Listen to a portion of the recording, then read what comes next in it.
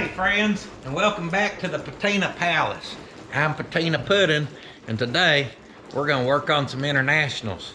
Theodore, care to join me? Now around here we love patina and we love internationals, and we'll build an international in any shape, size, or color, as long as that color's blue. Now here lately at the Patina Palace, we've been putting the fab back in the puddins.fab.shop. And we are indeed on a blue international. And if y'all have not seen the build, this is our 63 International Loadstar. We're on a 08 to 010 GM 3500 chassis. We've already built cab mounts, except for the front ones. We've got a Cummins 6-speed in it. Obviously, she's lowered down a little bit, 24-inch semi wheels. And the last few videos has been us building our flatbed. We've got our fifth wheel and all this kind of stuff going on back there. The hydraulics for that, because she does tilt, will be in today. But today, I think we're gonna jump to the front. Still be doing a lot of fabrication, but we're gonna address the next major thing to help us lock in the overall look of this. And the big issue up front is how narrow the front wheels are to the fenders. I mean, how far does that suck in there? I don't know, about 3/4 of a Sketcher. Too far. Now that being pushed out is gonna help this thing look way better. And that looking way better, the bed looking how I like it, will help us make some final decisions for the overall look back there. But right now, I think this is more important. I've been trying to figure out how we're gonna do this. The best I can come up with, because the factory has a cast arm, is to use a fabricated arm. So I got these ones by DJM. As you can see, they're fabricated out of some heavy stuff, and we're gonna be putting some modification in this situation. So the very first thing we need to do is straighten out our front wheels as much as possible, and then try to make a decision on exactly how much do we want to push that wheel out. Push it out, way out. The second thing we need to do is decide how much do we want to give Theodore belly scratches. If he had it his way, all dang day. Open sesame! Dang, according to that tape measure, I have that like guaranteed within an 1/8, maybe closer. At least eyeball measurements here. What I'm saying is, according to that though, we're already pretty stinking straight. I think our front end is tweaked though, and I can't imagine why it could be tweaked when the previous owners and then the shipper used this thing as an absolute pinata and beat the absolute dog crap out of it. So weird. Factor in a little hit right there from the skid steer. Well, if everyone else is gonna beat it up, I might as well get a lick in on it too. I'm the one who has to fix it. And that side just kind of a little more than this side. So from the outside of the tire to that lip, if we could drop a plumb bob, would be about 5 5/16, or I think pushing out 4 inches, 4.5. Boy, I want that tire out here, guys. I don't want it plumb over there. At least 4 inches we're going for. So see, over here I get 5 inches. Over there I had the 5 5/16. But again, I mean, I've got this lip plumb cut off. This one's plumb beat up.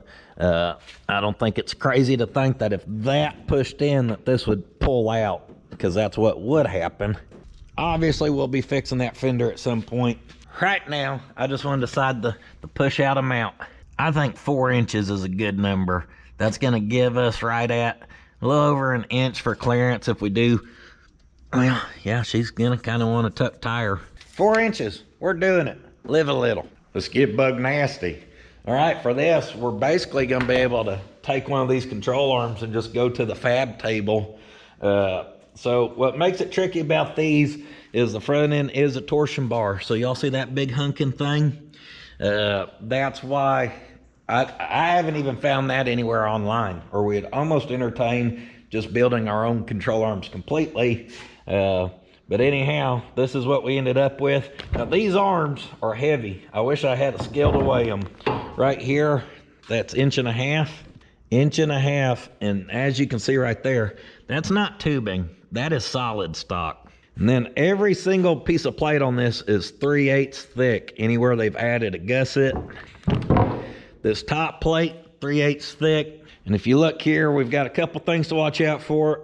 This, I'm assuming, is our sway bar end link hole. I'm okay. Getting ready to cut up some parts just gets me so emotional. Gets me choked up. And then our shock mount. And guys, I kind of stared at this the last couple days and already got some material. I've got a plan. A little bump stop, huh? Boy, what in the pin stud? And don't worry about that. That will even need it. So, my original plan with this was to get this and even possibly cut it back here and build all new stuff. Then I seen this was solid stock, and I seen how many gussets they put on the nub for the torsion bar and welded it in, and no part of me wants to cut into that. It just don't look fun. The area we are gonna cut into don't look no funner, but it's the funner option. None of this is gonna be fun. It's the more doable, maybe it'll workable, maybe we're about to run some control arms. So here's what I'm thinking. Let's look at this, and you see this 3/8 plate, and that's gonna be nice and flat until we get right here, and then right here, y'all can see those marks. And that's where they broke this, and they put that angle in there for that ball joint. I don't wanna cut anything out past that. One, there ain't hardly any material. Two, then we gotta start trying to put that angle back in properly and blah, blah, blah. What I think we need to do is come behind that decided amount, not sure quite yet. Let's say if we come back about 2 inches right in there. That's so weird, y'all can't see a black marker on a black control arm. Here, let me help. Get this old girl fired up, started. I like to put that paint right there over that rust, okay? Lock that rust in on this fixture table. Let's say we came back a couple inches, about right there. Let's say we do some measuring instead of eyeballing. From that break, 2 inches. Now this plate runs nice and straight with their tubing, so we'll go off of that edge and we will see that is 4 9/16. I'm gonna get more accurate, but this is just so y'all can see. Boom, straight line. Up next, where's the center of your ball joint? Right there? Sounds good to me. Ooh, I had a feeling should be a pretty good length for us. We're gonna set our angle finder at 90. We are just using it as a speed square. That one's just a little too long. So we can set us a straight line off of this back edge, perfectly 90, going to the center of our ball joint. So now the idea is gonna be to cut this line right here. We are then gonna have to cut this 3/4 inch wide weld. That luckily for us is fully complete from there, up into there, around the front, and then even down the back side about 1.5 inches. So we'll have to cut that, get that piece off. And then what we can do is just add in some 3/8 plate right there. Now keeping the geometry in theory should be really easy, because as long as when we get that plate off, if we slide that straight out 4 inches and we connect a straight line from here out to the ball joint and just keep all that in a line, that don't change the position front or back. And then the angle on this never changes, because then we're just clamping flat plate to our inserted flat plate to this flat plate. As long as all that's one flat surface, tack, tack, tack, everything's back in place. Geometry didn't change, ball joint position didn't change. The only thing that changed was this goes out directly 4 inches wider. Then at that point, obviously, we're gonna need some more strength, guys. You can't just sit a piece of flat strap in there, and we'll cross that bridge when we get to it. Right now, we've got a lot of cutting big old hunky welds and stuff. And I know what you're thinking. What are you gonna do for the upper control arms? Ain't even thought about crossing that bridge yet. We'll get there. What about like the tie rods? You know, they're gonna need to be wider since we're pushing the spindles out. I bet that's a bridge we'll cross later on as well. We've got to make this work or nothing else matters. I'm gonna lay us out a little bit more of an accurate cut line here, and then we'll start slicing. Psych, tricked you again. Just in case we lose our marks, I'm gonna measure from the center to that edge, and we get 2 19/16. And then to the front edge, we get 2 11/16. It's not perfectly symmetrical, and it takes very little time to record this, just in case we lose that mark. Same with this one, we'll get some type of reference measurement, just in case. PPE, check. Fresh cut off wheel. How fancy, shirt matching. That'll definitely protect our ball joint. Let's cut.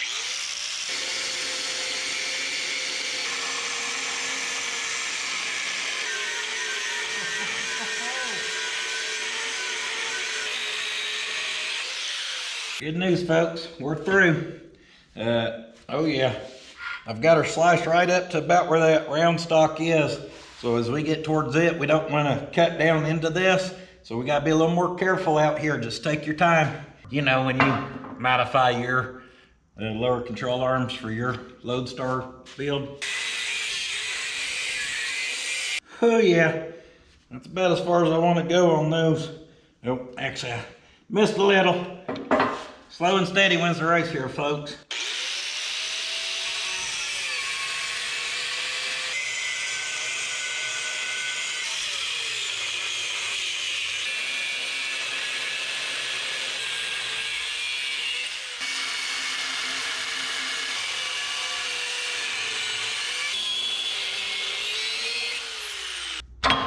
Oh yeah, hey, looky there.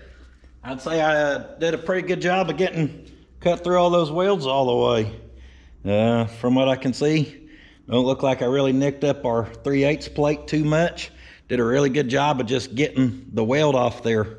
All right, can't beat that for just the old slice and dice in a little bit of time, guys. Hey yo, up next we need a little cleanup. Clean up, clean up, everybody clean up.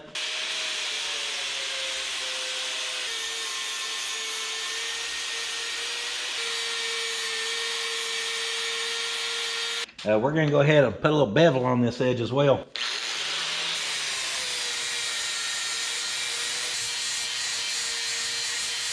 Whoop, whoop, she's beveled.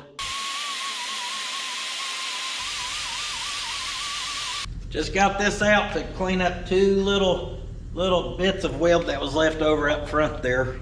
Now we'll go ahead and get the rest of the powder coat off this thing. And there we go. That's what I'm considering a cleaned up piece.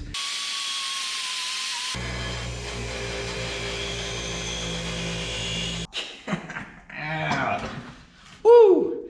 Just dropped that, slid down and pinched that pinky between it and that vise, and that felt really, really good.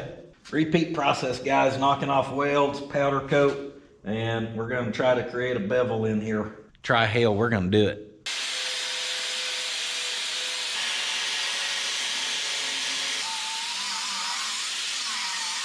A little tighter fit to get in there and bevel. Get your wire wheel out, we'll get nice and deep like in that crevice.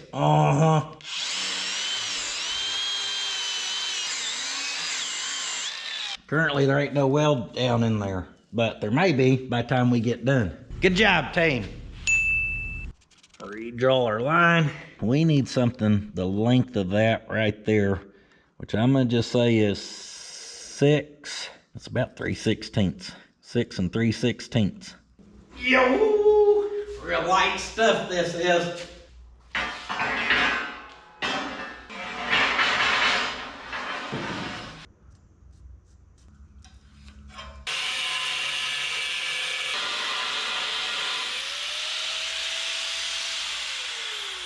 That cut on the one end was nice and crooked, so I got a pretty straight cut there. That'll give us a size we can actually work with our saw here a lot easier.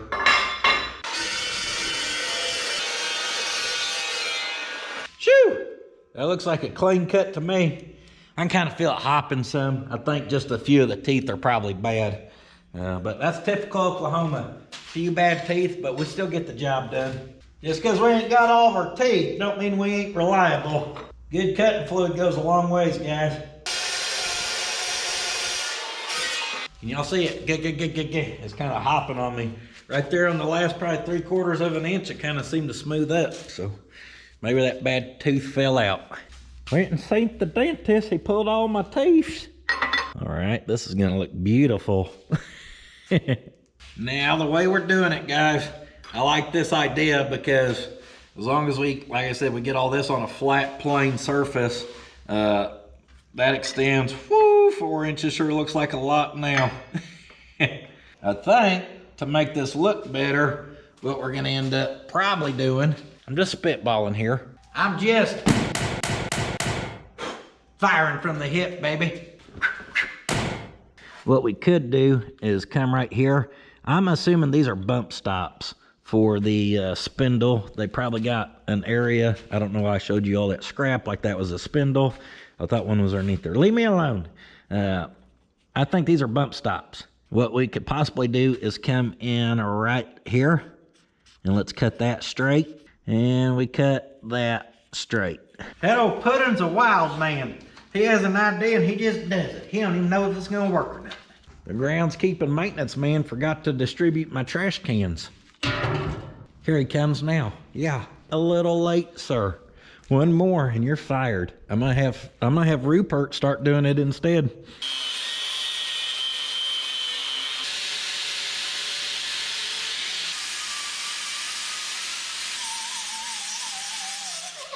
All right, very small little chunks.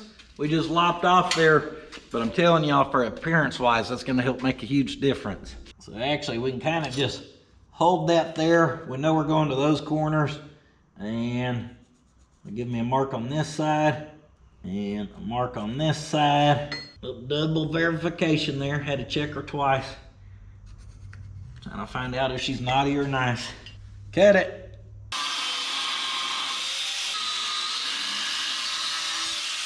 Been lying to y'all all these years. Apparently sitting on your butt can't help finish your project.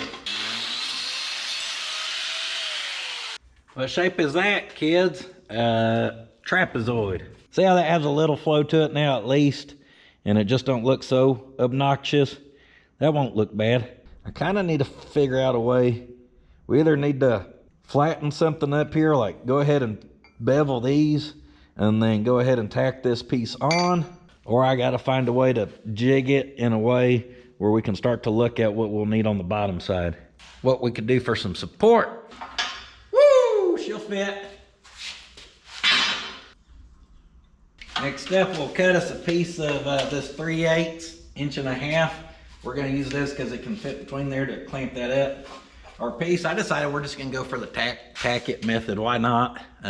It's gonna work, we hope.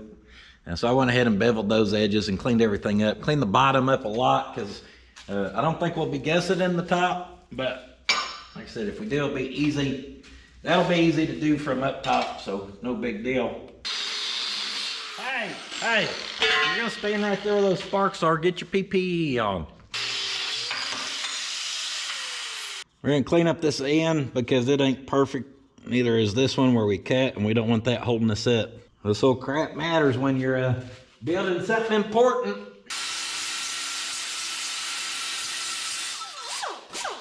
Just a little taper on them edges. Next, we just gotta figure out how we can clamp everything and keep her nice and true. Line her up, clamp her down. Num, num, num, num, num. I know, guys, I got a couple screws loose. Extendo control arm complete. Check her out, guys. That really don't look bad one bit. Yep, that looks pretty stinking good. It's flat enough. If you drop that, it slides through nice and easy. All right, so all that plate back in there looks really good. This one we got to check by dropping it down a little further. Woo, guys, that's working. Oh yeah, baby. Oh. Hey, Puddin', why are you so happy to let me show you? I may have flipped her over on the backside. You ever flip something over on the backside and have a bad time? Probably not. Never mind. Sorry, I shouldn't have gone there. Let me show you what I see once we flip this over. Now this is a 3/8 plate, so let's just imagine we got some of this stuff. That's the same height as this stuff. And let's imagine we cut the end at the taper, or the angle that that's at, and we just lay a piece right there, probably leaving a 1/2 inch, maybe 3/8 of an inch right here. And we ran some strap down through there up to this way. Maybe we end up cutting a little piece in and putting it between both of them. That allows us a place to weld out here, place to weld in here, weld. We box that.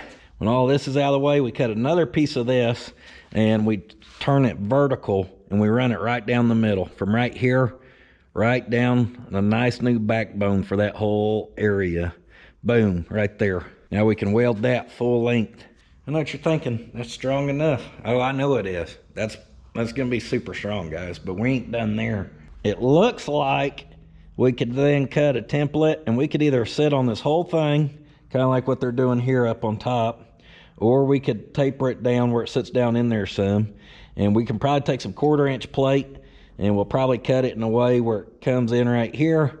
We'll cut the center out, a slot, wherever this bar ends up at, where we can weld through it, and we can basically cap that whole thing where that ends up full plated with the rib down the middle. That ain't going nowhere. Now, if everything else gonna still clear, that has to clear, spindles and stuff. We hope. Let's get this tacked up. Took me forever to find a welding tip that I didn't hate. And the Miller ones are good, but they're pricier. There's a welding supply place that has their local brand. I've had really good luck out of them the last year or so. And I went and bought some the other day, and they're just garbage now. I guarantee you they changed their setup or whatever material they're using, because now it's always popping and buggering up the tip. I mean, sometimes a weld or two. That sucks. I hate when you find something you like and they just got to change it. Cracker Barrel. Quick double check, make sure everything's in line.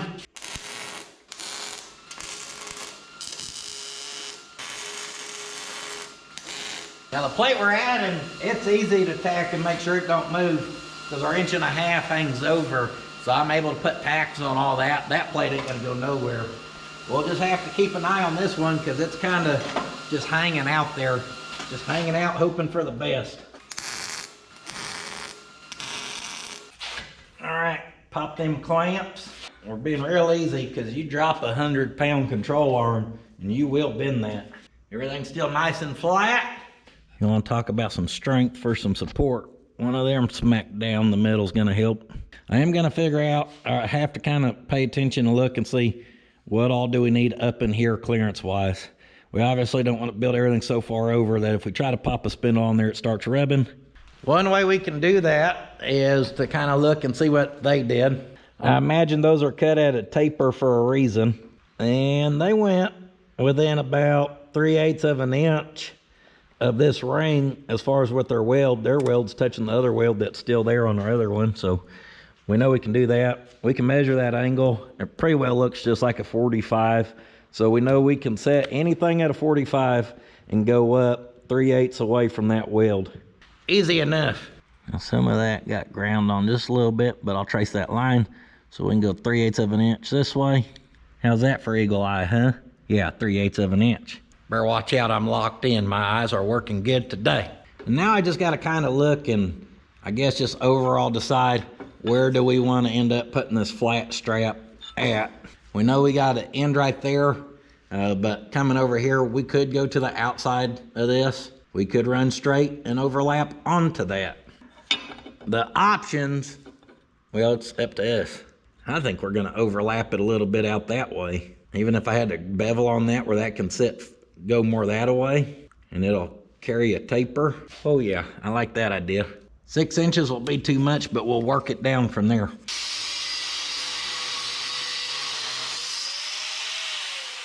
Yeah.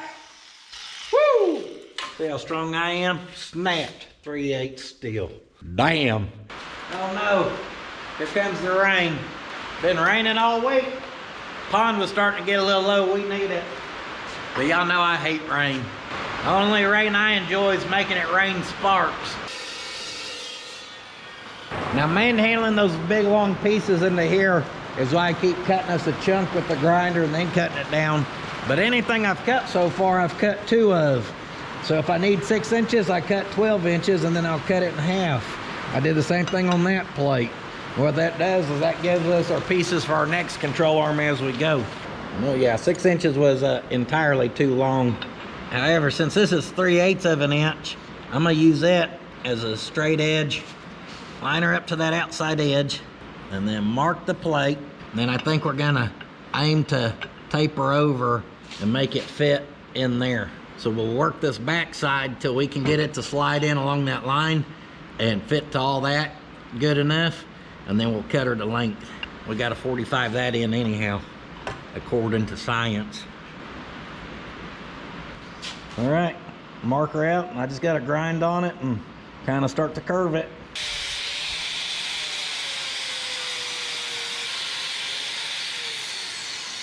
Give her the hook job. I mean, that's all plenty weldable.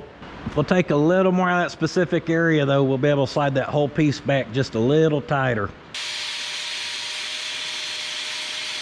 And she looks a little ugly, but I bet that fits up pretty good. Luckily for us, unlike that 2x6 from the last couple of weeks, this mill scale seems to come right off. Oh yeah, just a little more right in there. Or we could just kiss a little off of that.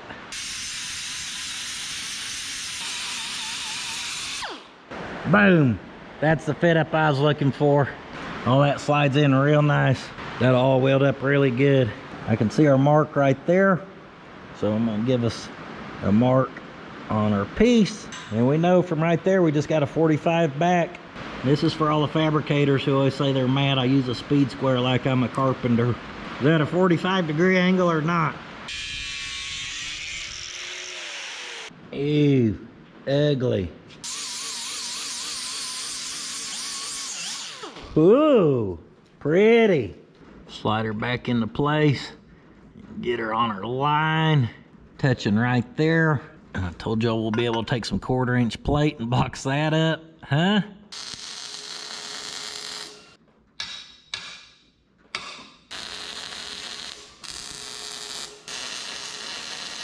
Now, as I had already tacked that on there, I just realized I should have welded up where I'm gonna end up welding that over.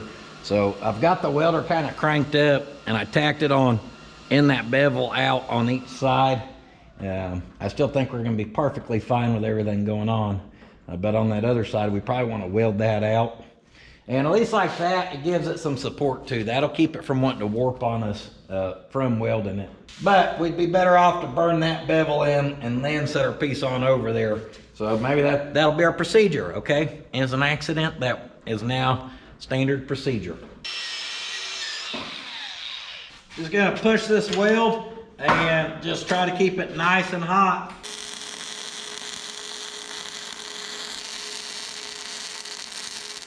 Oh yeah, she's roasted and toasted right on in. Now for this spot, I'll probably go ahead and grind down that where we can be able to fit that piece nice and flat. But at least that area will be welded through now. You want some detailed fab work? Well, here it is. Now all this is gonna just be a repeat process, guys. I'm gonna mark the weld where I can see it.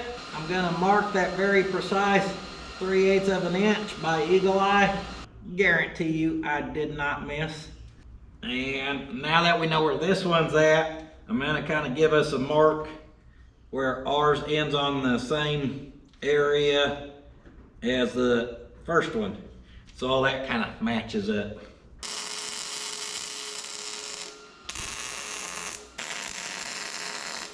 All right, got our other one on. To run one down the center now for all the strength. We need to go ahead and weld up that bottom side of that plate, and then we'll have to grind out an area off of this one for it to be able to lay on. And we kind of need to determine how far we want to come forward with that.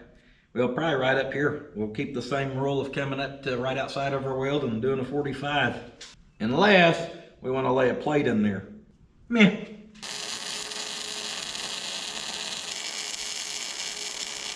Now I'm starting welding in the center and I'm pushing out so we get it nice and hot as we work out. And then once I get out there, because there's not weld on the actual round tube, I just weld it about an inch this way and then an inch that way.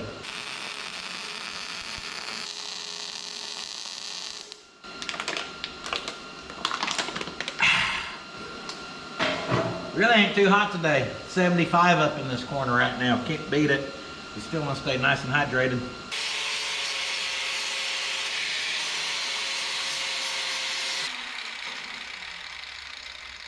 Grind down, grind down. Now we can set that in there. And we could go all the way back and then all the way forward. And the thing is, however we box this, if that's then hanging back, I think it'd look goofy. Honestly, guys, I think we could fully just weld these, and we could cap that the way I'm talking about, and should be plenty strong. So this is overkill. But I'm picturing this, our piece having a radius. So this piece, instead of being straight across, we'll need the cut somewhere back in here. And then I think we may only go to back in like right here. And then our plate may have to kind of curve that way, because we got to be able to get that on and off. And if we full plate this in, obviously that's a problem. But then it has to be full sealed up, so dirt and stuff can't get in there. If we do it this way and we just kind of brace it, if we don't close in the front, it's okay. If stuff gets in there, it'll also be able to be washed out of there. Right at 7 inches is what we need. Like butter. 7 7/16. I'm gonna write that one down.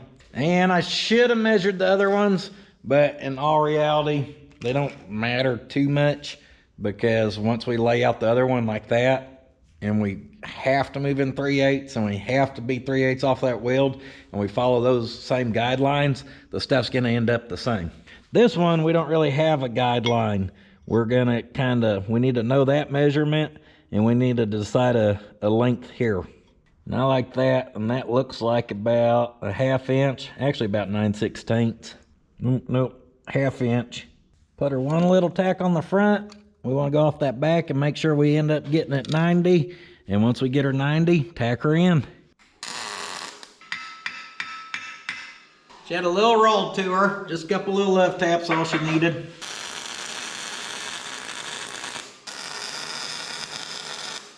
All right, guys, best I can tell, all that's just ready to be welded. And that's a whole lot of welding.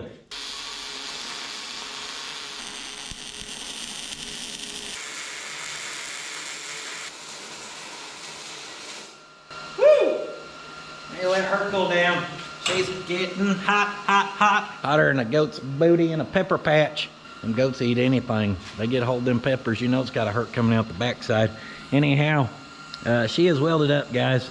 We turned that metal purple. I think that's a sign that we got heat into it. Some of the inside stuff was a little difficult to get to. I did manage to sneak it up underneath there, where that full thing's welded back now, all the way back into there. I had to stop a little right in there because of that. I wasn't able to get my nozzle in there, but that's okay, guys. As much as this has, I'm still quite confident in the strength it's gonna possess. Strong, it's durable, it's dependable. Actually, we don't know any of that. Time will tell once it lives its life on that truck over there. The most important thing is we protected our ball joint through all this with duct tape. Yeah, that thing's melting away. It was just dripping. If your ball joint ain't dripping, you didn't get it hot enough. Whew, I had an ache today. It took 4 hours to get to this point. We started about 8:30 cutting stuff. It's 12:30 now. A little past. Enough time for me to run over there, grab a few bites to eat. I forgot that I never flipped this over and welded these. So we'll do that now. My only regret here is the fact that I didn't figure out a template for that piece that we're gonna cap it with and go ahead and get it cut out too, where when everything's nice and hot, we could have just continued and done a full weld job. All right, let me get this welded out.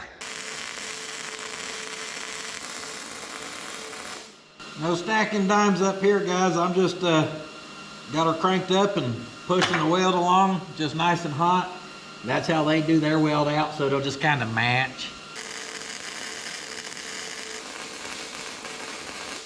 Whew. That's a long weld. They lay down pretty good, don't look bad. Like I said, it kind of matches what they got going on here. So a little black paint back on this old girl and that'll look good. Well, I told y'all before this sucker was heavy. I don't think we've made it any lighter. If eyes was a smarts man's, we wouldn't be sitting here now trying to burn our hands figuring out how to plate this in.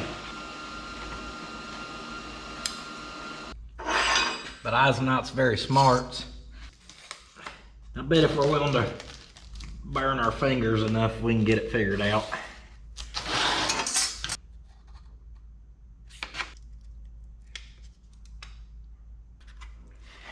That first radius I cut looks like crap, so no matter what, we're gonna have to redo this because I'm not gonna do a radius that sloppy.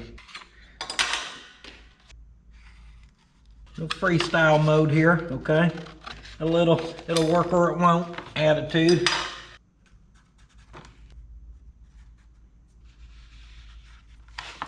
Kind of eyeballed center and how far I want to go out. So now we're gonna try to connect those dots and hope that's what we need. Well, I know it is not. All right, guys, I'll keep fine tuning her in here.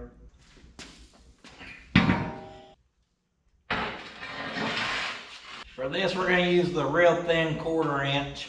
It will be the thinnest piece on that control arm. All right, here's the masterpiece I came up with.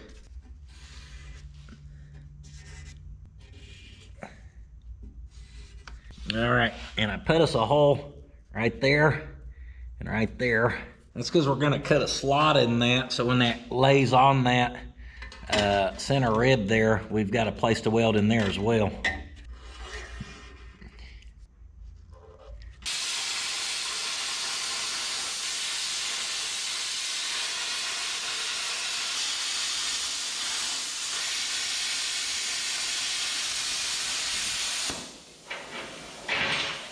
All right, I guess that can cool off for a second. We've got freight coming in. Our pallet's here. Well, it's almost here for the hydraulics for that thing, the scissor dough. Wonder if we can pick up a BRZ. Woo! Special delivery.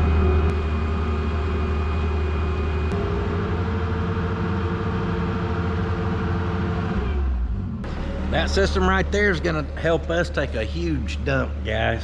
We're gonna be dumping so much. Big dumps, big dumps.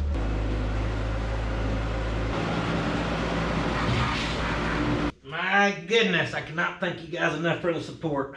I like to park these two together because they're the same color. Most folks don't know the U-Hauls were actually originally built by Bobcat. But anyhow, I just can't thank y'all enough for the support. Used to, if I got stuff from freight, I'd have to drive like the toll road. I'd tell them, yeah, I got a way to unload it. And then the poor drivers would show up. And if they didn't have a Tommy gate on the back, we'd just slide the crap over on the hood or pull it, drag it. I mean, it was hell. It was dangerous. And it hurt my body a lot most of the times because I was usually shoving around and picking up stuff that was too big.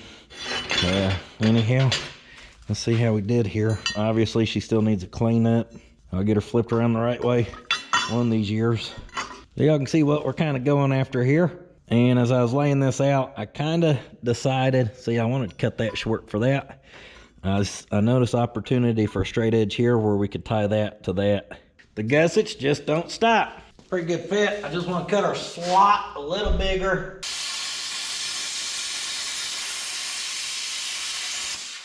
Make it a little easier to fill her full of weld. You know the deal, get your wire wheel.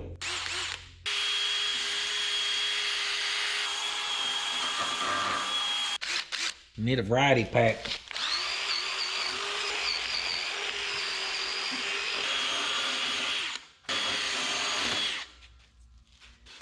Can't quite get that down in there, but that'll get in there. I don't really care about the outside welds. I did clean up a little bit because I was there. Mainly we're getting the inside ones because I intend to spray something in here. And guys, because all the heat and stuff we've put into this ball joint, and I did nick it just a little bit, not enough to really damage it, we may just end up replacing these. Might be the best thing to do. Just use these ones as a full mock-up one. Freeze! Oh! Hold on. You're gonna shake your can at a million miles per hour. You better have her safety belted in quite nice.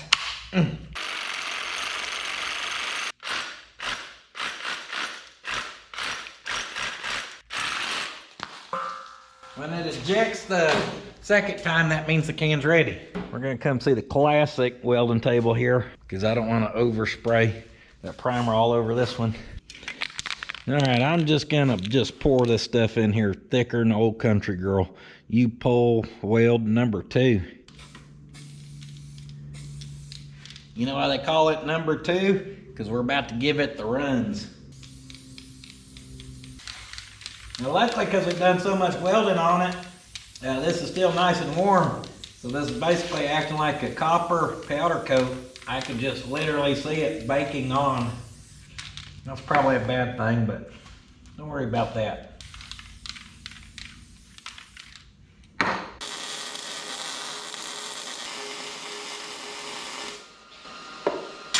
Hey. Hello. A round of applause for Chris, everybody. Hey Chris, put a round of applause in the background.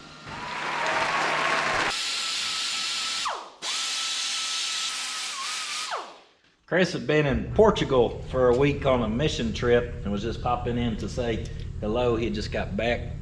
I finished welding that up as me and him were chit-chatting. She's starting to look like off-road arms. You see them full boxed, fabricated off-road long travel thingy-mabobbers when they're out in the deserts ramping around. That's what this is starting to look like.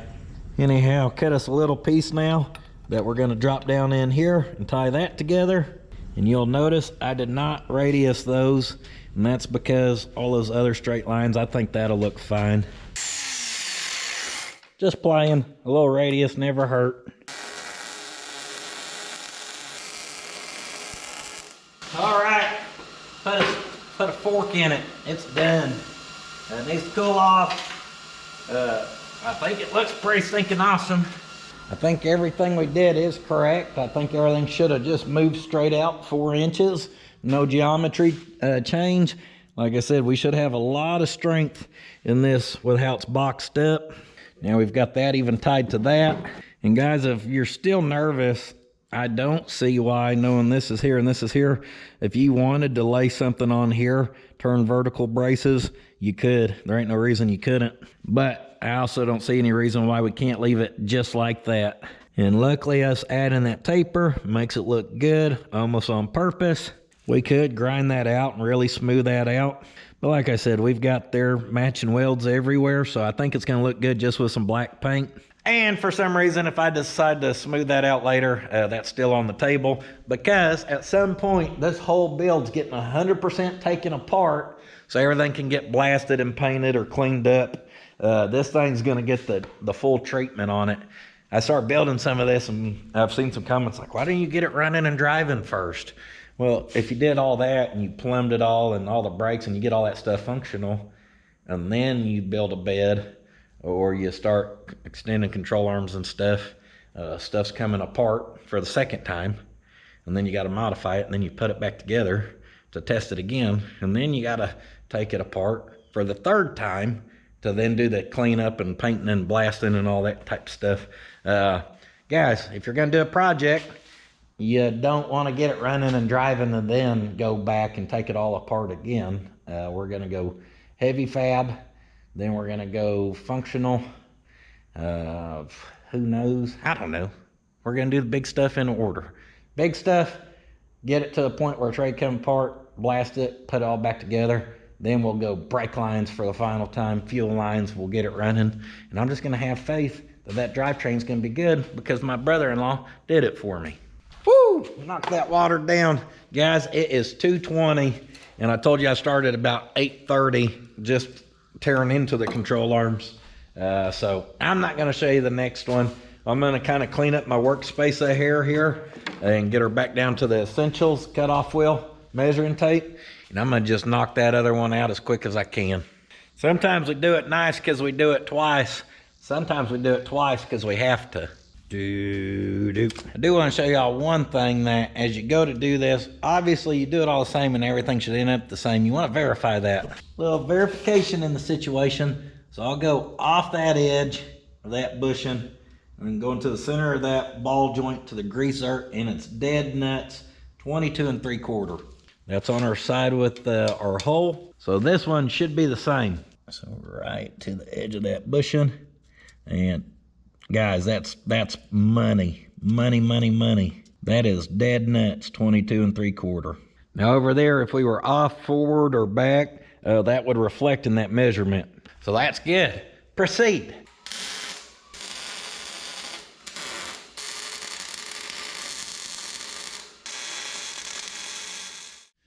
Good morning, folks. I got that other arm finished up, plus a little bonus. That's right, those two welds on top were bothering me. They were just kind of ugly, so I ground them down, but we don't want to just have a full ground on flat plate.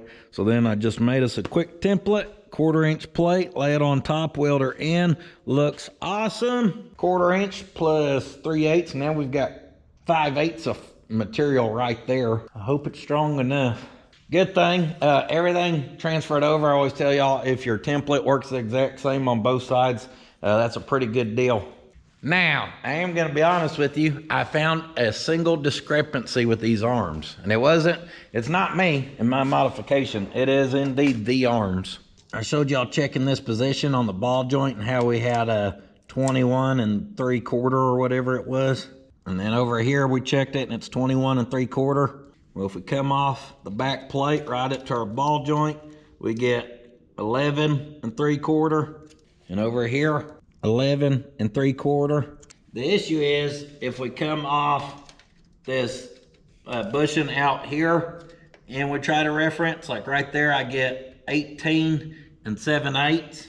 And right there, I get a hair past 19. Just a hair past the 1/8 inch. And I've referenced, so that's this piece out here. Something about when they welded it up, because all this matches, but something out here on how they jigged it, it has the position off right at the 1/8 inch. Now, honestly, do I think that matters? As far as the position out here, I don't think so. One, with the alignment stuff's adjustable. Two, with this still measuring the same, in theory, that should put it out in the same spot. What's gonna probably be difficult is possibly installing one of the control arms. I think something's tweaked a little bit. And maybe you can see what I mean that when I try to butt these up, maybe you can see there's actually a little bit of daylight back in there. Like I said, one of these is tweaked to here. Not a huge deal. It's nothing that is gonna, oh my gosh, we did all that for nothing. It's gonna be fine. But I am just relaying what I found, because at one point I measured that and I was like, hold on, I thought I messed up. So it kind of threw me a curveball. All of our other references lining up says we didn't mess up. And then seeing that proves that it's right in there is what it is. Now, with all of that extended and happy, we've got to figure out what else we got to do up here, huh? Snake attack! Ha, ha! Oh, y'all didn't see me coming. I just wanted to back that thing up some, just in case it starts pouring later and we got to close the door, since we're going to be working up here on the front end. What do you mean you weren't impressed with that kick? Regular shop foreman, just stand here and watch the work. Take a good look. This is what she's going to look like when we put 12,000 pounds on the very back and dump the clutch. Now, I believe our upper control arms on these are a fabricated arm, or made out of just regular old steel. I mean, not cast. So they could be modified. I don't know if we're gonna modify them, and that's why we're gonna get in here and have a little look-see and see what our options are. I'll see y'all next Tuesday when I finally get all these damn caps off. Hey. Am I pooping pennies, or what's going on here? Where'd that come from? Every time I squat, a penny comes out. I'm about to do this all day. I'm trying to keep the lights on around this place. Hey, why don't we put this thing on jack stands instead of just a jack, huh?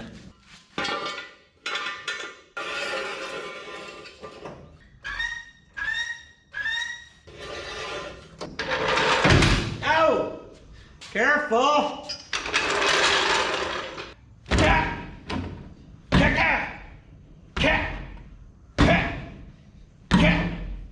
See, I'm so fast, y'all thought I kicked that at the same time. I put a slight delay in there where it double shocked. Pa-pow! Pa-pow!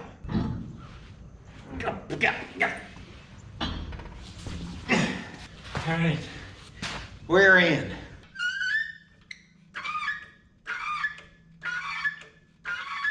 First thing we're gonna do is take our torsion bar out. So we wanna put a little weight underneath that lower so we can loosen our torsion bar bolt. Now, I'd already adjusted on ours. They were tightened up all the way. So I loosened them back to what should have been close to stock, and it was still too much spring tension, so I actually backed ours off here. So he's out now. And we want to drop our arms, so we don't want stuff like shocks or sway bar end links holding us up. Oh, you're gonna fight me, huh? Gonna play dirty?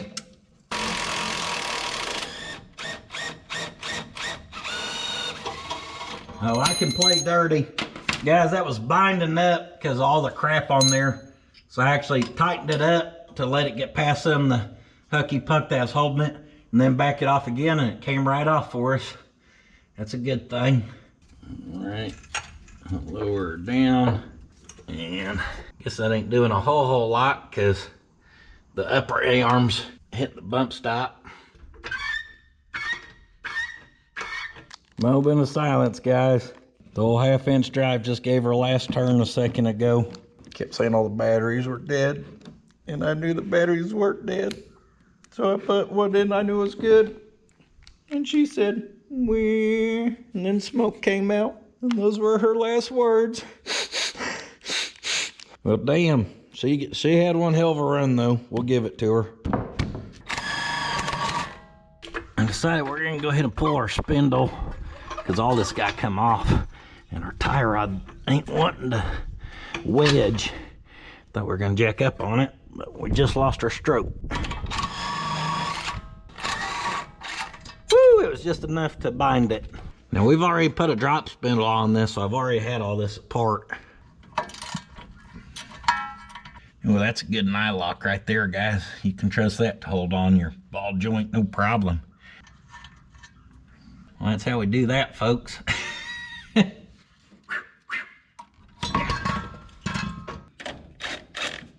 Deep well, I choose you. We got a spinner. That dang washer's acting like a second nut on there. Obviously, all this stuff's gonna be replaced with new. Little looby dooby never hurt. Ah, smells so good.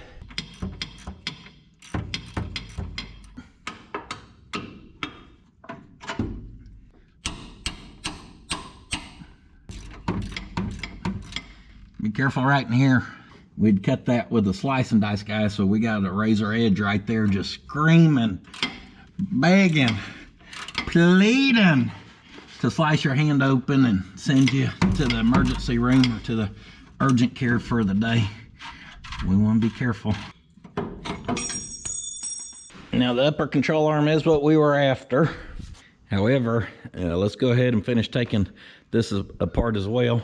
So now, like that has all the tension off. Let's give her a couple left taps down. Kind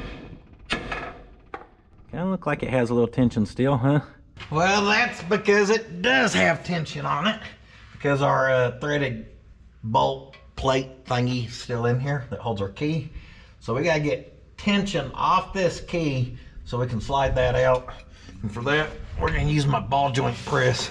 I don't know I'd trust a Harbor Freight C-clamp with this job. I mean, do what you gotta do. Just make sure to have your funeral arrangements in place if you're gonna try it. All right, I seen it pick up.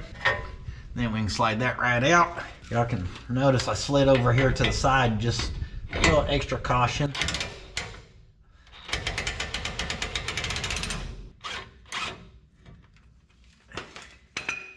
All right, that should be tension free now. Now I'm gonna go ahead and put us a mark with that facing straight down. Same with our key. In fact, let me get right underneath here and really get that stuff in line. Bottom, bottom. Y'all seen them caving channels where the goofballs go crawling underneath rocks like this? Damn near die. Ain't no chance. Now that's a big old hexagon, so I'm just pointing at our bottom one that it's in, knowing this is our bottom one of the torsion bar. And that may help us in the future, and it may not. Better safe than sorry. Now logic and the internet tells us that we gotta drive these torsion bars forward And there's a hole right there, so that's our only access that I see. Well, I felt her move already. How's that make you people feel who live in the Rust Belt, huh? I could have tapped that out with a claw hammer.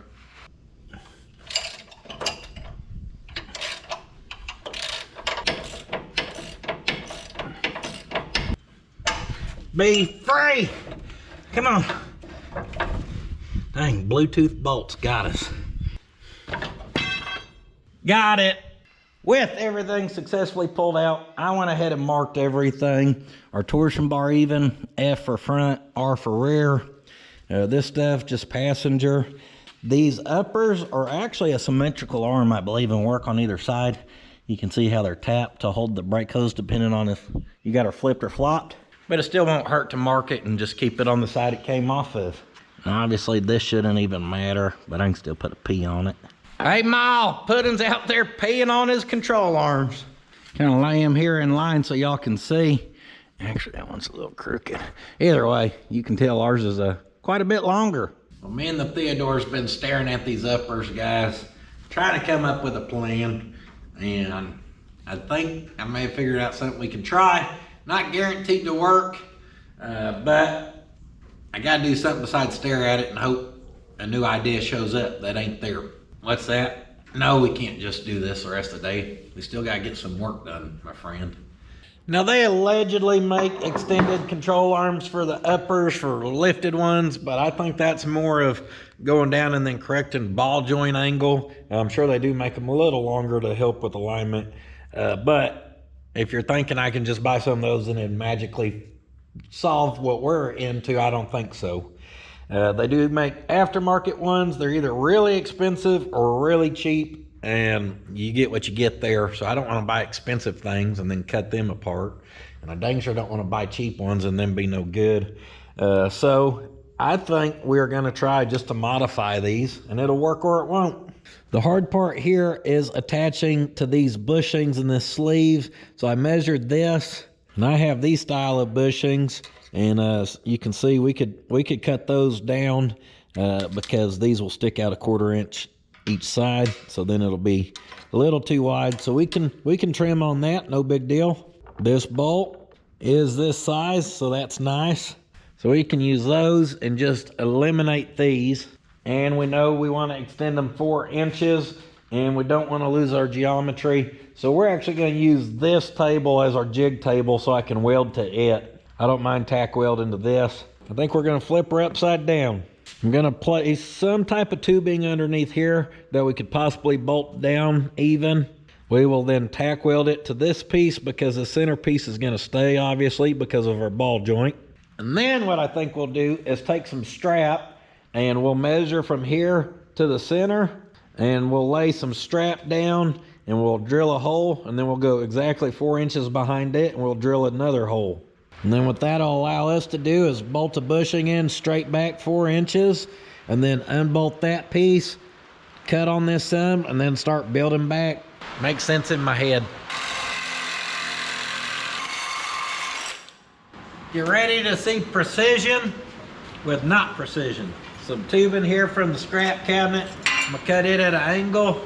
Again, not precision, but what it's gonna allow us to do is be precise. You'll see. With that angle cut, we'll be able to drill a hole to bolt through. Don't judge me unless you've got to sniff it.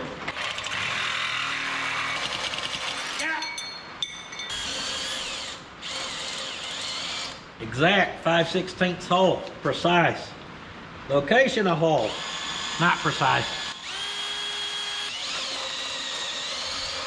We're gonna work off this side, so I'm gonna come off the edge. This is not necessary. It's just gonna help me like it better on the table. It's like I got random OCD. Drill holes wherever, but we better set it straight on that table. That makes sense. Let me go that way just a hair.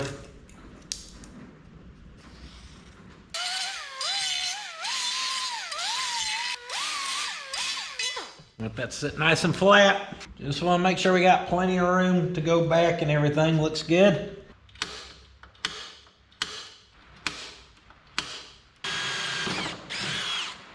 that's one thick tabletop.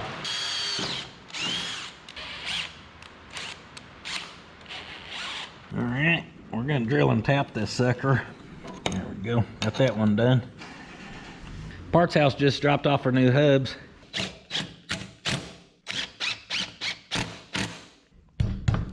Solid.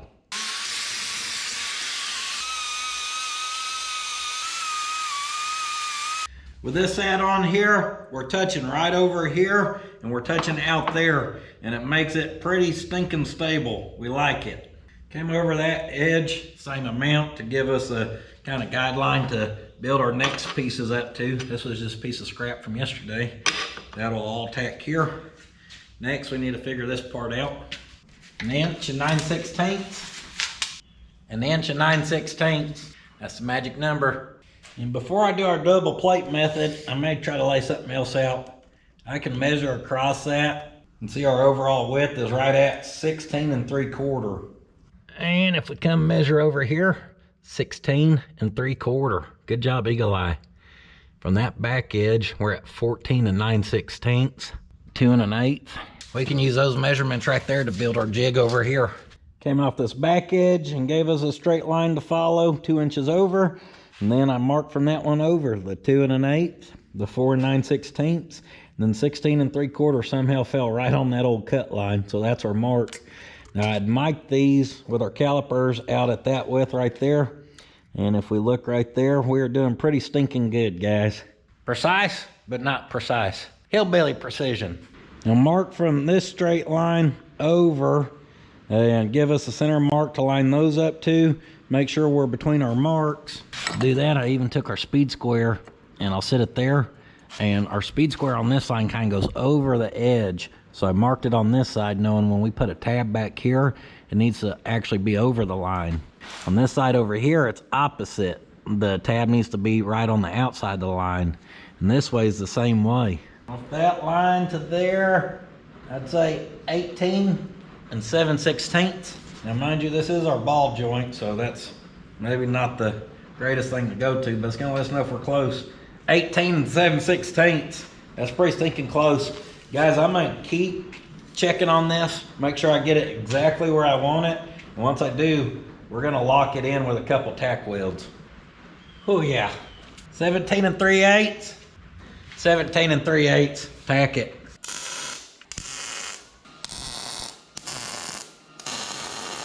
All right, she's locked on now.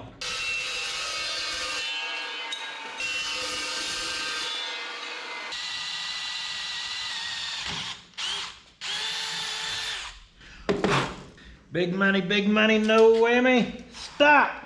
All right, from the bottom to the center, 1 inch and 9/16. I made sure we were matched up here, drilled all the way through. Now we just got to drill these out to a 9/16 hole, and we'll have 4 tabs. All right, got us some hardware, got these mocked up. So if that'd fit right there like that, our theory is we cut new bushings the exact same width, thread those down on that, slide those back or 4 inches. We'll tack them back here. So let's figure out our new bushings.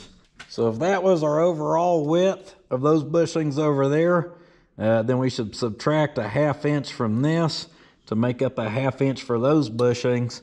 And then whatever that gives us is where we'll need to cut this down at. Subtracted our 1/2 inch on here, and they'll give us a little scribe mark to aim for. It's a whole lot of precision to now carry that over to a chop saw. I know you're thinking, how accurate can that be? Well, very little cleanup with our roll lock. Basically just take the scratch marks out of it, and right there is about the only high spot I've found so far. And that ain't a lot, guys. I'll be able to take just a hair off right there. Pretty stinking accurate.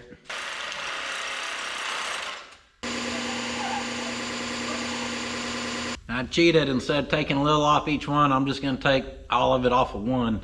Yep, next we'd cut our sleeve, but honestly for us right now, guys, that don't even matter because I have our mock-up bushings. These are aluminum. I can shimmer it down to a 9/16, which is what we're using, and we can put those in there and we can weld on that. Just in case this ends up not working, we won't have cut all those other sleeves and bushings to then make them useless. Take your time. Get these things perfectly in line with our lines down there. I'm gonna cross-reference this again, going off of there to the center at the very end of the bolt, and we intersect right at 14 5/8 and 14 5/8, guys. We are pretty stinking square right there. We're gonna start our weld on the table and roll it into our tabs. We don't want to hit the tabs and move them.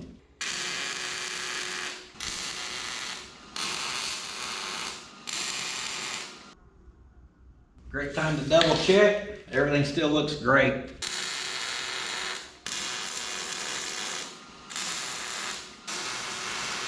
All right, with those in place and our ball joint located, now all we got to do is turn this into a control arm.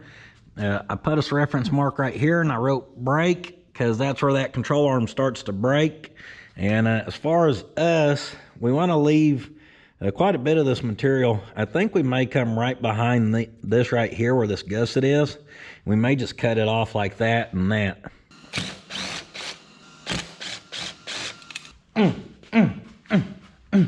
This one's kind of making me use my brain here, guys. We're going to get it figured out. I roughly drew us a line where I want to cut using that hole as a reference. Now we're going to use our angle finder here. Swap that to 85. We're just, that side was 5/90, so we're going 5/90. So we'll swap it, and then we can bring it to this side, and we can mark it. There we go. Now what matters is our locked in bushing location and our locked in ball joint location. Even if this was off a 1/16 from that, none of that matters because we've got to connect that. And this position ain't gonna change and these ain't gonna change. You can trust me, I passed school with a D. 6 11/16, 6 11/16. Not bad for eyeballing.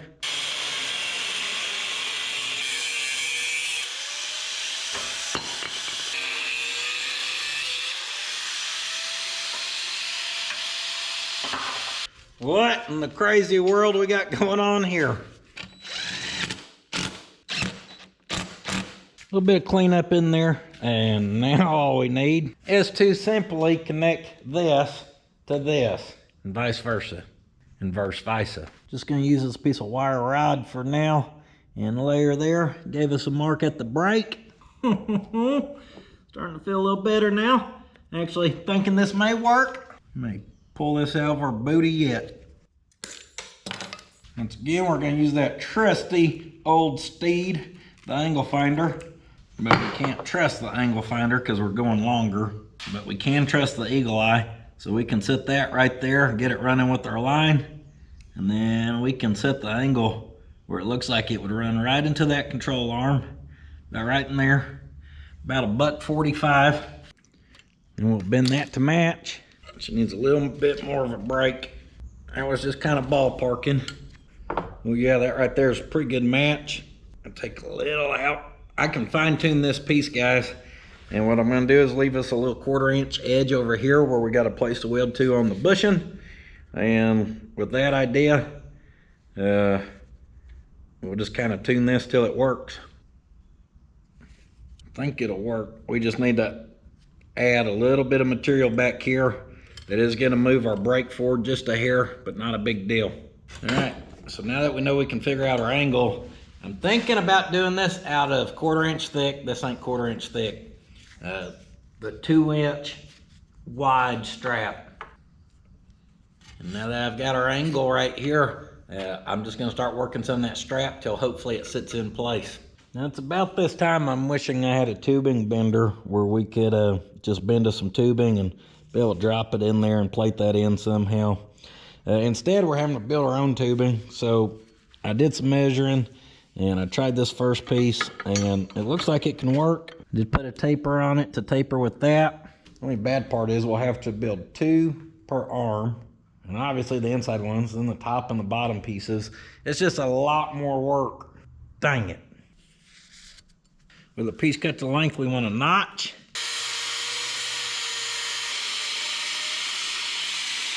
And bend. Woo! First shot, nailed it, guys. That's perfect. That's why knowing that angle from our wire was so important. And with that one sitting there, we got to cut it the same as this one, just opposite. Precision, but not. And as far as those go, I just wrote them down. So on the one edge, we go down 3/8 of an inch, and then we go back 3 3/4, connect that, and just kind of do the same over here. Now, speaking of precision, damn. All we can do is trust our measurements, guys. Measure all that the same, make sure that's bent the same, and it should go into place. Oh yeah, baby.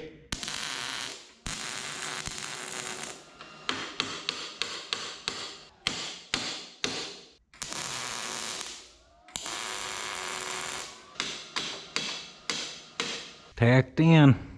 Now as we build these, the go-to is gonna constantly be to cross measure, guys. Cross measure, cross measure. And right now from the center to right at the center of the brake, I'm getting a hair past 14 3/8 on both sides. She is in the right spot. Now, I'm not sure we're even gonna end up keeping these. I'd like to get these tacked in. We may have to take it off the jig and kind of flip it and look at it to see if I think we can make these work and look good. I know we can make them work, but will I be able to sleep at night's the real question.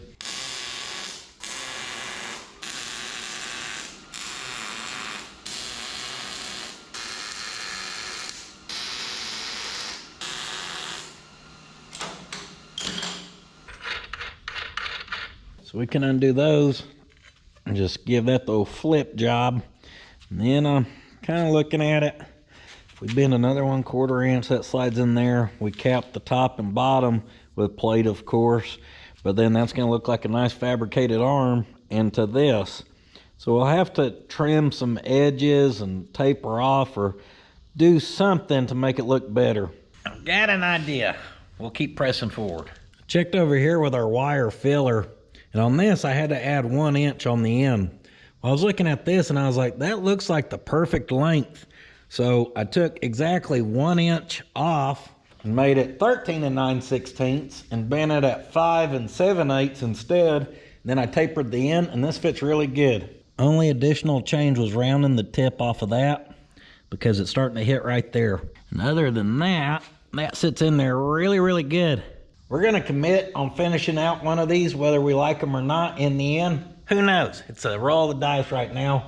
But before we tack this one in there, because that's only going to be about 1 inch wide and even thinner inside there because of the thickness, we're going to go ahead and weld that out. We'll take all the weld strength we can get.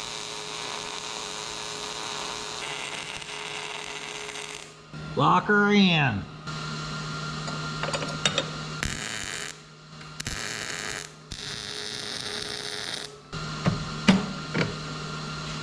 Doing that to roll that a little bit because I'm just matching our metal. Bleep, that's it. So that's all, folks. Whatever that damn pig said. Just making sure it's straight up and down.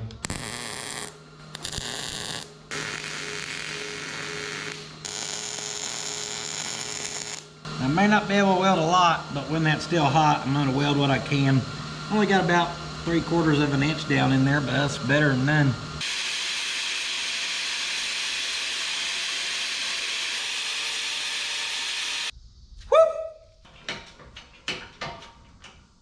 That's the no look bend.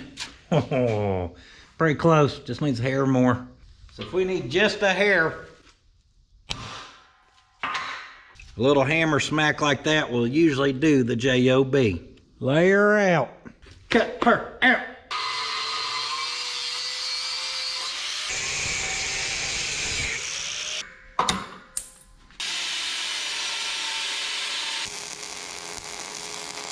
$13. I've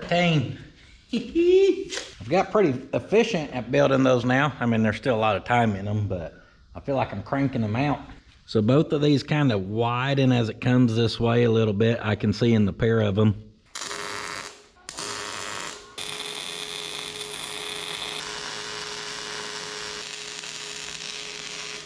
All right, we've had a lot of figuring going on to get to this point, guys. But at this point, we do have a basic shape of a control arm again. I'm gonna weld some of her up back here. I put some tacks there, and we're not gonna change nothing there, so I'm gonna grind down some of those tacks. That way we can get a better weld in there.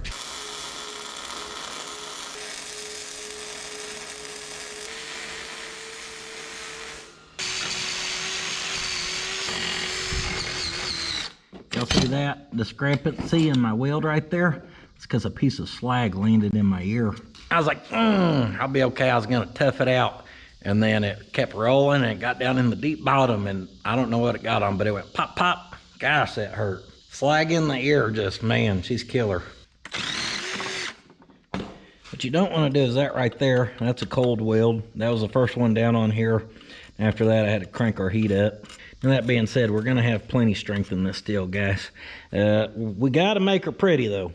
So on this back side, I'm okay with that rolling into that. We can grind that edge and kind of taper that, and I think that'll look fine for the back side. For the outside, I think we're gonna have to cut this lip off.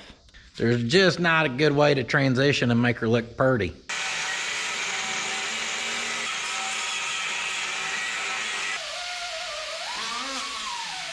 Cut that lip off. Kind of blend that out. I got a little bit of trash in our tack right there from not getting paint off that. That's why it's important to clean. From the end of that right there, we're gonna come back 1 inch. When you're good, you're good.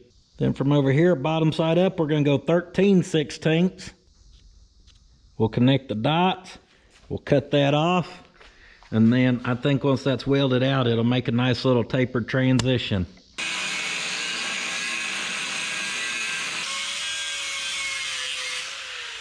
I decided to taper from the very top to the very corner, and I think that looks better. I'm gonna weld in these two sides, then I've got to shower and haul booty to the volleyball.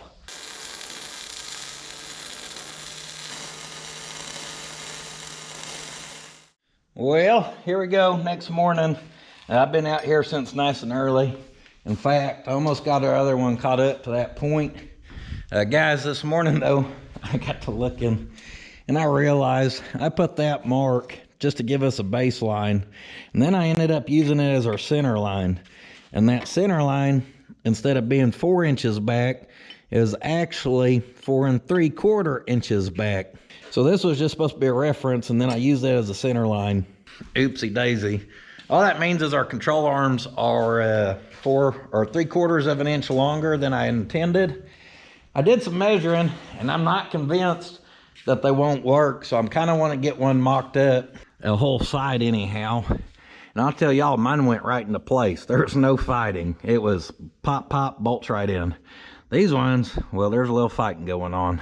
A little hammering, a little shoving, and a little loving. That's how you install aftermarket control arms. Even Slick was here earlier. He said, don't forget how bad we had to beat those ones on the Firebird. I had forgot about that.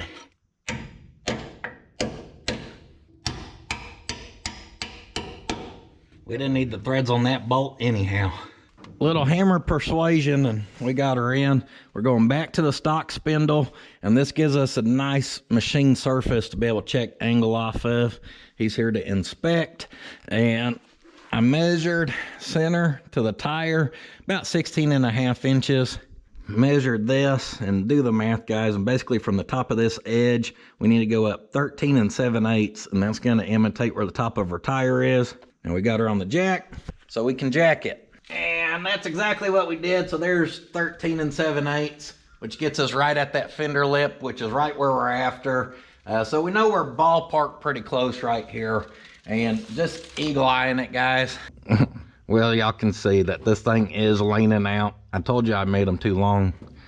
So about 3/4 of an inch. Yeah, about 3/4 of an inch, Bill. Oh man. Now on the bright side, other than that, it looks like everything we've done has been beautiful work so far.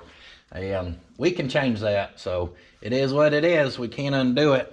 Unfortunately, moving forward, to make sure that other arm ends up just like this one, we've got to purposely build it too long now. So then we can change it afterwards. That'll help make sure it all lays out the same though. But knowing what we know now, we're not gonna get buck nasty and plumb weld it all up in here. Just a couple tack welds down here, knowing it's gonna have to come apart. Number 2 is welded out and cooling down.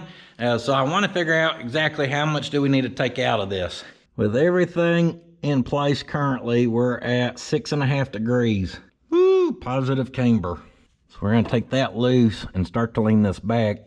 And that's where we wanna be. So then we gotta look up here, and that ball joint is leaning a little bit. But if I was to set that down straight right there, that's about the angle we'd wanna be at. So I literally use that to mark it, and we can measure from the very center over there. I'm gonna say 1 3/8. I know what you're thinking. What the heck happened to 3/4? Well, we did make it 3/4 inch longer past 4. But guys, what you gotta remember about a control arm, and we're changing our heights and stuff, so this starts to factor in, and I didn't consider it. But basically, if we had this control arm perfectly level right in there, that's when it's at its longest. Then if you travel up like that, the distance out here starts to shorten up.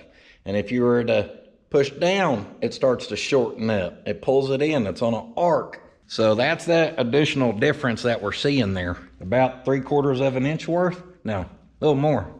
Also, don't forget to have these set in the center, guys. That's your A-arm adjustment in and out. That helps set everything. So you want those in about the midpoints where you got some to push out, some to pull in. You can trust me, I'm clearly an expert on A-arm suspension. Since we gotta cut these bushings off, we'll cut us some scrap to tack across here. We don't want these walking around.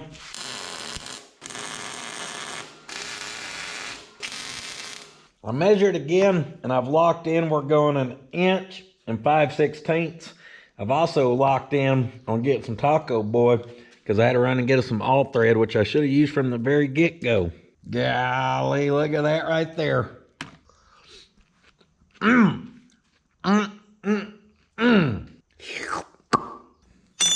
Break them off, grind that off, and we're gonna come forward from back there.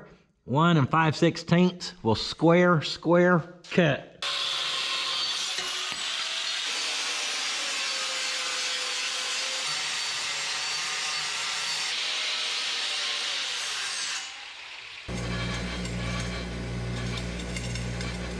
Next, we're gonna jig this up with our all thread. Because I have those washers, I can swap them out for a 1/2 inch, and we can use 1/2 inch all thread. I don't know why I haven't thought of this all these years. Now, this right here is why we should have done her from the get-go. Look how much better that's gonna help keep everything situated. Boom, cut us a 1/4 inch tab. We could add another, I think we're gonna be fine. I'm gonna kind of eyeball this into place. Then we'll have to do some cross measuring, and when we get her centered up again, tack it. Tack, tack, tack. 15 3/16.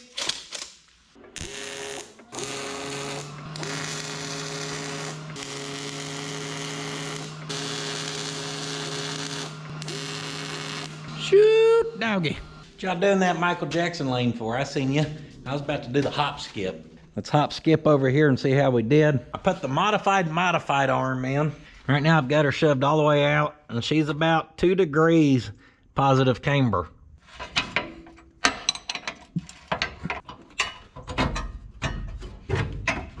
Suck those in all the way, and she's about 3 degrees negative camber. So that means we did good, because right here in the middle, as I said, in the middle out here, we're sitting dead nuts. And our frame is level. So, I believe we did it, guys. We did it. So after we modified that lower, what we should have done was mocked it up to ride height right there, put our spindle on, set it at 0 degrees, or 90 degrees, however you want to call that. And then we should have roughed something between our mounting points and took a measurement out to where the ball joint's gonna seat. And that would have let us know that distance we were aiming for. I just like to show you the long, hard way to prove that sometimes you can just jump in, and sometimes you ain't gotta be the best, you just gotta be persistent. Bill popped back over, and I was showing him how we hit 90, and he says, well, how's it stay as it's cycling? I don't know, Bill. Really good. I mean, if we ever ramp something enough to travel that suspension 5-6 inches, we're gonna be in bad shape inside the cab. But as far as the spindle geometry, I don't even think it moved a hair. I mean, maybe a fraction of a degree, but that's still pretty straight up and down. So our geometry's good. Don't let all my modifications scare y'all. We're not afraid. Yeah, I'm not afraid. And you guys should know, I just don't give a damn. So even if it didn't turn out good, I'll chunk it all in the trash and start again. We'll do her till we get her. How many times did that happen? We had to start completely over? Yeah. Not very often. Right. Not ever.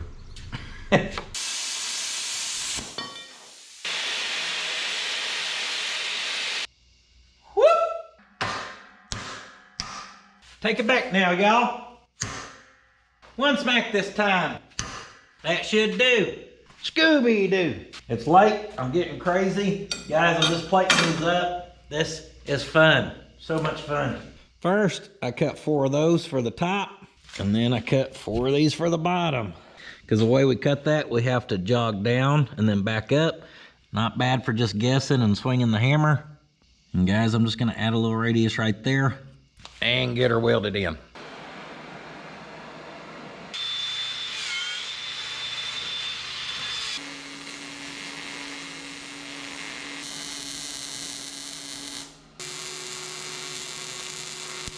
Figure out the process on the last weld. That's good. Guys, what a nightmare these things have been. I started at 6 this morning. It's probably close to 9 o'clock at night now. And I maybe lost an hour and a half to baloney today, running here or there. I'm not very good at those kind of like outside corner joints, but I just realized we really got to turn the heat down and preheat, which I've actually taught y'all before, not necessarily for this, but that was just working really good. I'm just not good at that weld. I never have been. But I told you on the last ones there, I finally got it kind of dialed in. Well, that's a little too late. These ones on top don't look as good. And I'd kind of sanded because they're slag, but they don't look terrible. And then there's stuff like that right there. And my depth perception is not very good tonight, so I don't know if I keep getting too far out and losing gas coverage, which I doubt because I've got the gas cranked up. Honestly, I think it's the damn wire because it's about the only thing it could be. I've heard horror stories of dirty wire. I can't think of, well, actually that ain't true. I can think of one thing of wire I threw out before because crap like that kept happening. So throughout the arms and different spots, there's a little bit of that here or there. Nothing that's gonna compromise the strength of them or anything. Now this one I already had done so y'all can kind of see it. Welded in real nice. Our pieces, whoop, I just overlapped it on the top. I melted my glove on it here or there. And I think with some black paint, those will look pretty good. They don't look bad. Melted a rag on that one right there, flipped it over. And yeah, overall, not bad. As I was doing them, I was just hating them, about ready to tell y'all we're gonna have to build something else. I think now that I've woo-sawed a little bit and looking at them and with a little bit more of a clear head, I don't hate it. Our tack right there I ground off, our tacks back there I ground off. Those corners, I rounded them. Now you can see how that kind of flows and goes. And that just don't look too bad. Ah, there's some more of that booger. And I kind of sped through that. That's because fabricating's fabricating. Cut metal, weld metal. And I still want to get this installed, so I'm going to get back out here in the morning and we'll get her on. Good morning. Me and Theo ended up cutting out the B2 bomber, gusset, and staying out here later and gusseting this up. We definitely don't want them to break. So next we're going to take some 1/2-inch plate and build another gusset. Just playing. Next I'm going to get them on the truck. Let's go, baby. Look at that fit. Look at that fit.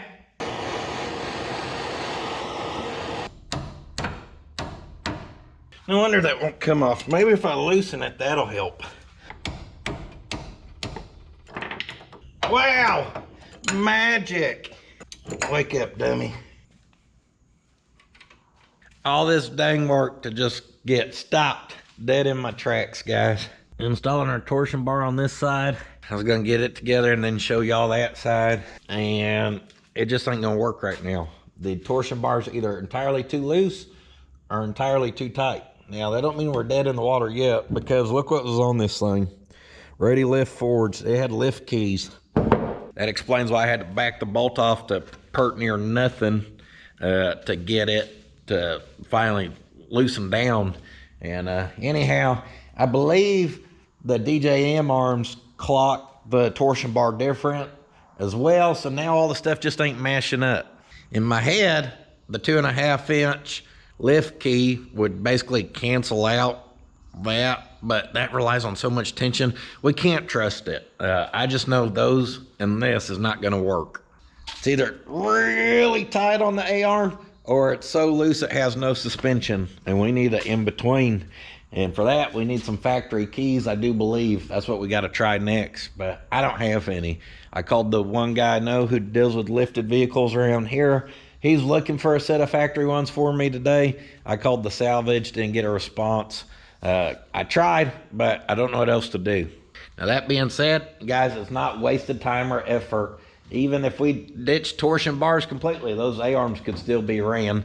It'd be a little goofy because we use torsion bar arms, but it is what it is kind of thing right now. I think we're gonna get other torsion keys on it and make something work. That's my hope anyhow.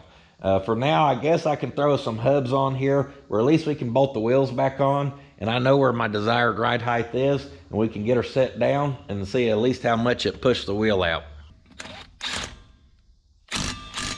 DR, looks like the driver's side to me. Calls me at the Puddins Fab Shop for all your custom suspension needs, including custom tie rods. Guaranteed to not hold. Stretch them just so we can hold our spindles and they don't wibble wobble everywhere. That lets us know how much we need to stretch them. Here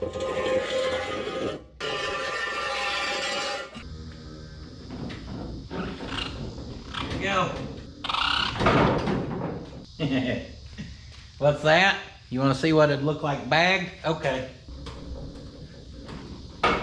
That's what she'd look like on air ride. We're just starting to hit the fender, so that's literally as low as it could go. Dang. And I thought it would look really tacky because the back's obviously not on air ride. But that really don't look too stinking bad. Boy, I shouldn't have done that.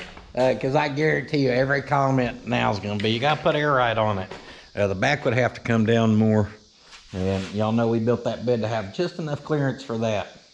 That being said, I just looked at stuff and I figured out a way with a little bit of modification in the situation, aka a lot, we could get the back down additional 3 3/4 inch. I'm just saying.